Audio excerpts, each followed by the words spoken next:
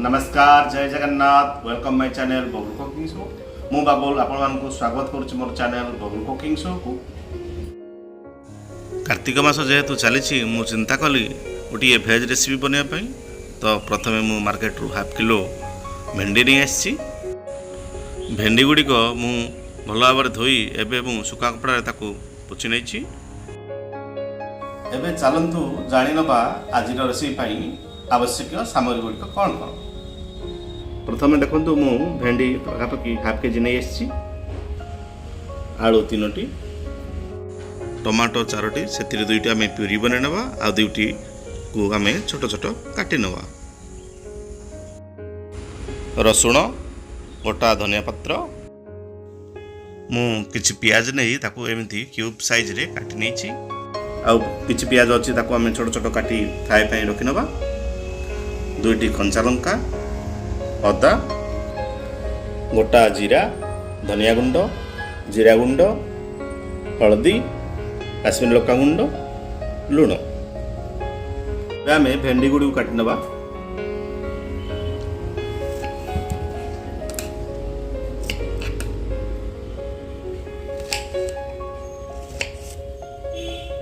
मझिरु एमती याकू आम कट मान नवा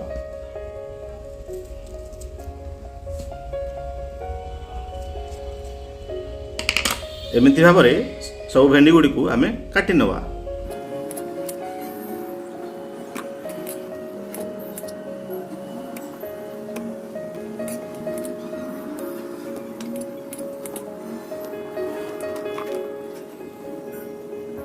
एबे चलतु आलू गुड़ी काटी नवा प्रथम मुझे यहाँ पील कर नहीं या आम मझिरु कट कर नवा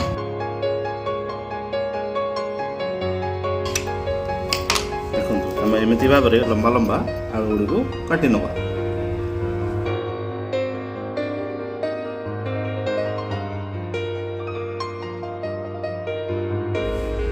देखु एबे मु आलू गुड़ी को एमती भाव लंबा लंबा काटी नहीं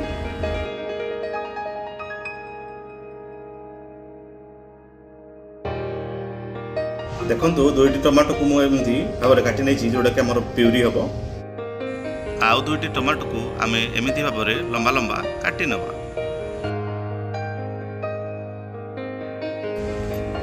देखु मुझे पियाज धनिया पत्र और लंका को छोट छोट भाव काटी नहीं। नेक्स्ट आम अदा एवं रसुण गोटे पेस्ट तैयारी करबा। एबे चलतु प्रस्तुत करबा भेंडी आलू मसला। तो प्रथम मु गैस ऑन कर कड़े बसई नहीं कड़े बर्तमान गरम हो गला आम ए 5 चामच ऑयल पकई नवा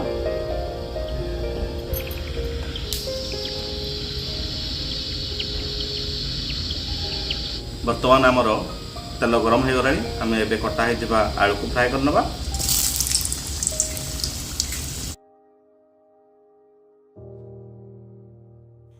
आलू को फ्राए करिया समय गैस रो फ्लेम को मीडियम रखिए आलू गुड़िक फ्राए हो गला आम ताको एबे प्लेट को काढ़ी नवा एबे आम कटा होता भेंडी को फ्राए कर नवा भेंडी गुड़िक 50-60% फ्राए हो गला परे आम ताको एक प्लेट को काढ़ी नवा नेक्स्ट आम पियाज को फ्राए कर नवा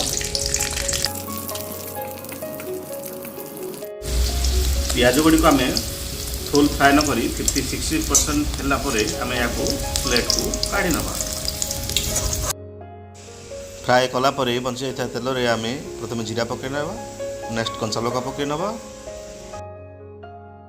नेक्स्ट कटा होता पियाज गुड़ी को पकई नवा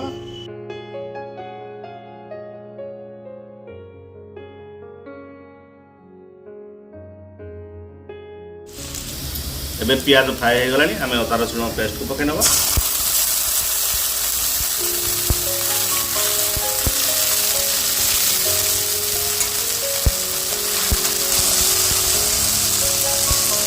मसला लगी तो आम टी हल्का पानी दे भल भाव कषि नवा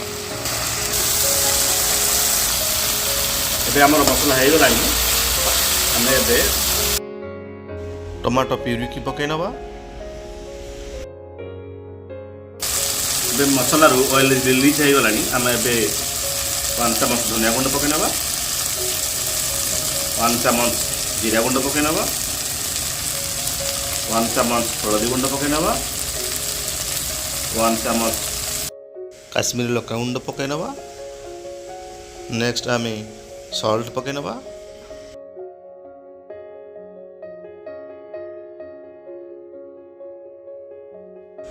ଏବେ ଆମେ ଅଳ୍ପ ପାଣି ଦେଇ ମସଲାକୁ ଭଲ ଭାବରେ କଷି ନେବା।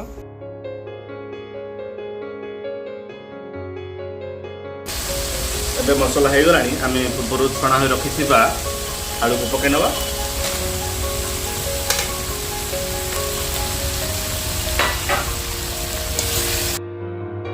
ଏହାକୁ ଏବେ ଭଲ ଭାବରେ କଷି ନେବା।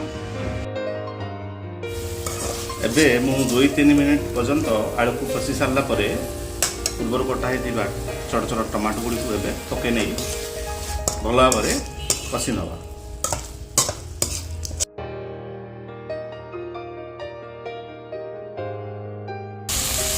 ନେକ୍ସଟ ଆମେ ପୂର୍ବରୁ ଫ୍ରାଏ କରି ରଖିଥିବା ଭେଣ୍ଡିକୁ ପକାଇ ନେବା।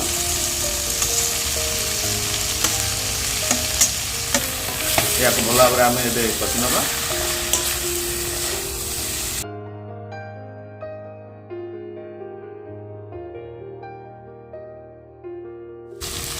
ନେକ୍ସଟ ଆମେ ଫ୍ରାଏ ହୋଇଥିବା ପିଆଜ ଗୁଡ଼ିକୁ ପକାଇ ନେବା।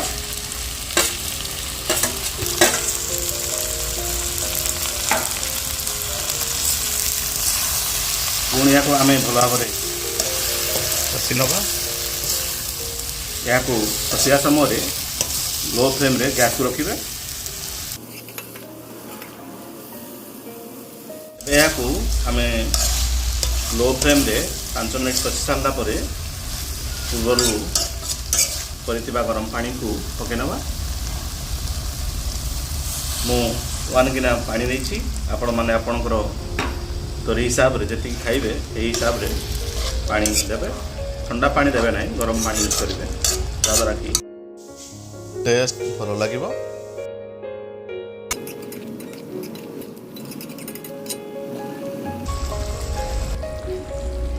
नेक्स्ट आम या गोटे कंचा लंका पकई नवा।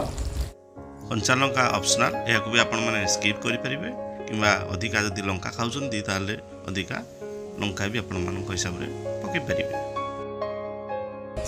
यह आम 3 मिनट पर्यंत लो फ्लेम रे छाड़ीद।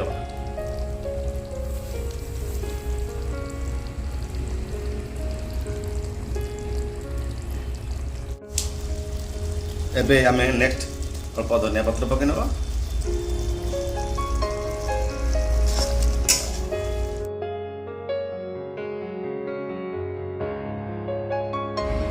एबे आमर भेंडी आलू मसला संपूर्ण भाव में प्रस्तुत हो जाए। आम यहाँ प्लेट को काढ़ी नवा।